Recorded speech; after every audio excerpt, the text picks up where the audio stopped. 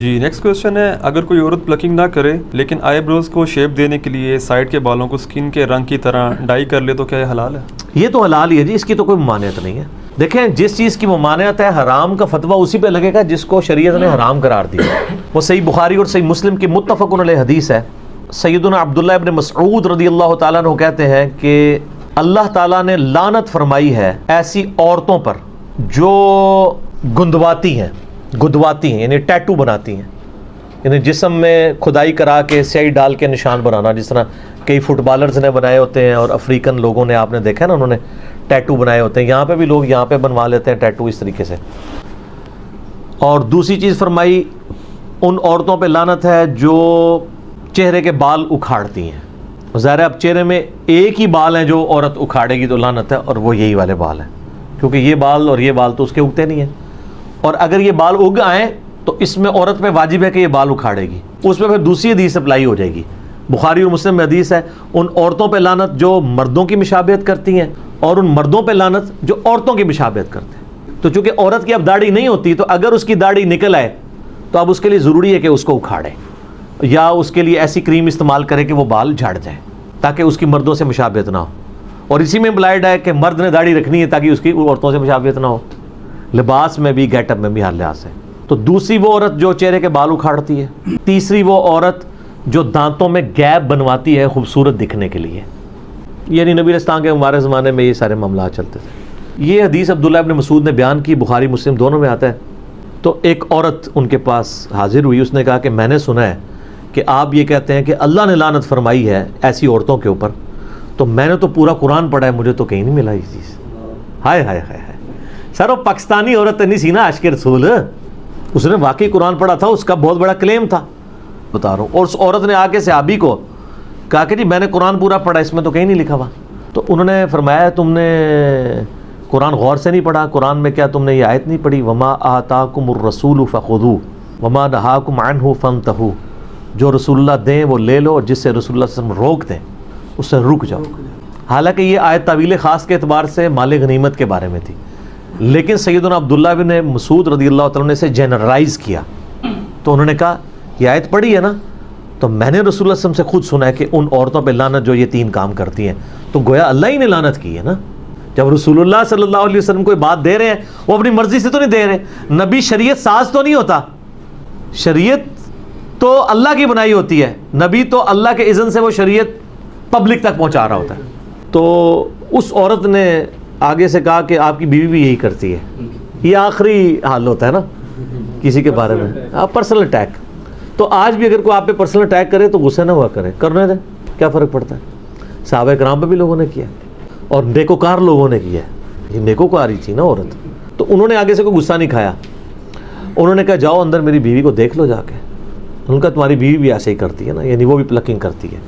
تو وہ اندر گئیں وہ، اور واپس آئیں تو شرمندہ تھی، انہوں نے کہا نہیں آپ کی بیوی ایسا نہیں کرتی۔ پھر عبداللہ ابن مسعود نے ایک جملہ بولا، انہوں نے کہا کہ اگر ایسا کرتی ہوتی پھر وہ ابن مسعود کی بیوی نہ ہوتی۔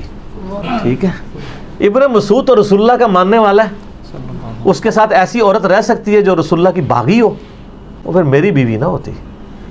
تو یہ یعنی صحابہ کرام فوراً ان کا ایک ایٹیچیوڈ تھا اس حوالے سے۔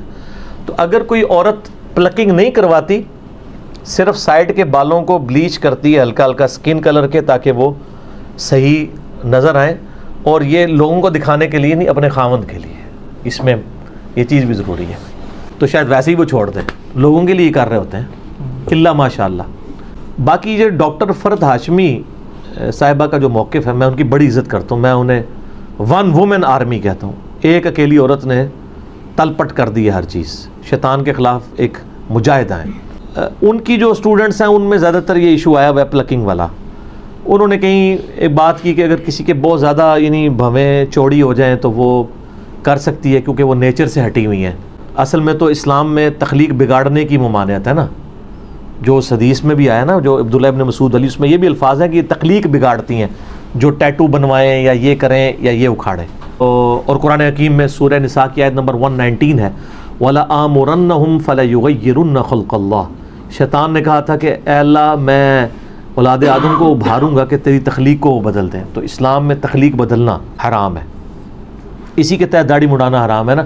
اللہ نے مرد کی اگائی ہے, عورت کی نہیں اگائی. تو البتہ کچھ چیزیں تخلیق بگاڑنے میں ہی فطرت ہے, جیسا کہ زیر ناف بال یا بغلوں کے بال یا ناخنوں کا کاٹنا. اب یہ اللہ کی تخلیق کو آپ بگاڑ رہے ہیں, لیکن یہ فطرت ہے. یہاں پہ اس کو بگاڑنا فطرت ہے, ختنہ کروانا بگاڑنا ہے, لیکن وہ فطرت ہے. اس کا حکم علیحدہ سے آ چکا ہے. اور بخاری مسلم میں حدیث ہے کہ فطرت میں جو ہے وہ 5 چیزیں داخل ہیں. مونچھوں کا پس کرنا, ناخنوں کا کاٹنا, زیر ناف بال اور بغلوں کے بال جو ہے ان کو کاٹنا اور خطرہ کرنا, وہ ایک الگ سے ایک مسئلہ ہے.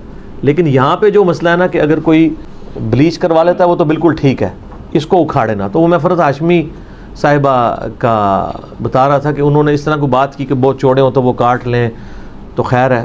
اب وہ اس کا نتیجہ یہ نکلا ہے کہ جو ہمیں خبر ہے فزیکلی کہ وہاں پہ ساروں نے ہی سمجھ لیے کہ ہمارے چوڑے ہی ہو گئے ہیں. ورنہ تو ہونا چاہیے آپ گوروں والا ایک طریقہ اڈاپٹ کریں کہ آپ کہیں جی ہم نے 1000 عورتوں کے اوپر فزیکلی یہ پرفارم کیا ایکسپیریمنٹ کہ عورت کے جو بھووں کی آئی بروز کی چوڑائی اتنی اور اتنی موٹائی ہونی چاہیے, تو یہ ہمیں ایک سٹینڈرڈ بل ہے, اس سے جس کا ہٹے وہ آگے پیچھے کر سکتا ہے. ہر کسی کو یہی نظر آ رہا ہے, اور عجیب جو ہے وہ جننیاں بنی ہوئی ہوتی ہیں, ٹھیک ہے نا, خام خواہ. اور پھر یہ بھی لوگوں نے دماغ میں ڈال دیا کہ جس نے ایک بار کر دیا ہے تو وہ پتہ نہیں اب دوبارہ نہیں. میری وائف تو شادی سے پہلے نہیں کرتی تھی, ایک آدھ دفعہ اس کی سہیلیوں نے زبردستی اس کے ساتھ یہ معاملہ کیا, تو شادی کے بعد آج 14 سال ہو گیا, کوئی فرق نہیں پڑتا. بھی خام خواہ یہ نہیں لوگوں کے دماغ میں ڈالا ہوا ہے. تو وہ بلیچ کر لیں اس سے بہتر ہے. بلیچ کرنے میں کیا ہوتا ہے کہ صرف وہ کلر چینج ہوتا ہے اسکن والا, بال ادھر ہی موجود ہوتے ہیں لیکن دیکھنے میں نظر نہیں آ رہے ہوتے.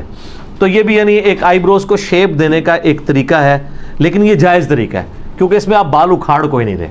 تو لہٰذا شریعت کا جو فتویٰ ہے نا وہ اس سے اٹھ جائے گا.